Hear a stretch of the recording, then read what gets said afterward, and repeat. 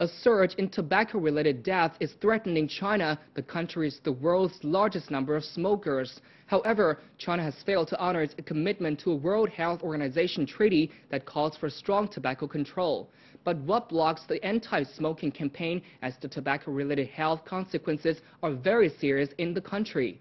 China Report has the story. Tobacco smoking has become the top killer of the Chinese population. According to a report issued Thursday, it is estimated about 3.5 million Chinese will die each year from tobacco-related illnesses by 2030 if current smoking trends continue. That will likely account for more than 43% of all tobacco-attributable deaths in the world. The report, titled Tobacco Control and China's Future, was issued at a time marking the 5th year since the WHO Framework Convention on Tobacco Control, or FCTC, entered into force in China. China signed the agreement in 2003, pledging measures to effectively curb tobacco consumption. But the current situation is far from meeting the requirements.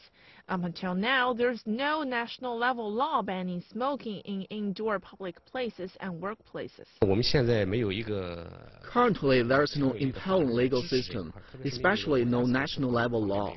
To support the anti-smoking campaign, it is difficult to carry out smoking control efforts. The tobacco tax and cigarette prices are still low and not linked with each other.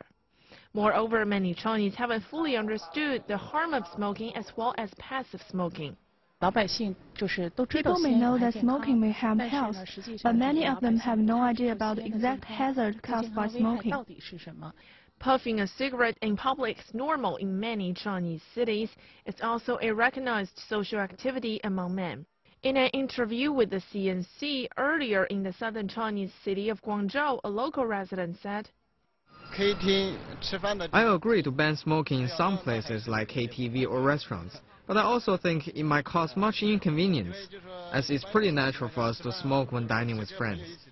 The report says an absence of government responsibility is the fundamental reason for the inadequate effectiveness of tobacco control in China. It also blames the Chinese tobacco industry for the nation's failure to honor its commitment to the WHO treaty. Douglas Betcher, director of the World Health Organization, or WHO Tobacco-Free Initiative, says demands on the healthcare system may be overwhelming in China as the death and disease wave from tobacco increases. He warns, quote, "There is a link between tobacco use and economic and financial stability, so the government can't turn a blind eye to tobacco control." Experts suggest that China should begin the implementation of the national strategy of comprehensive tobacco control in the 12th five-year plan period from 2011 to 2015.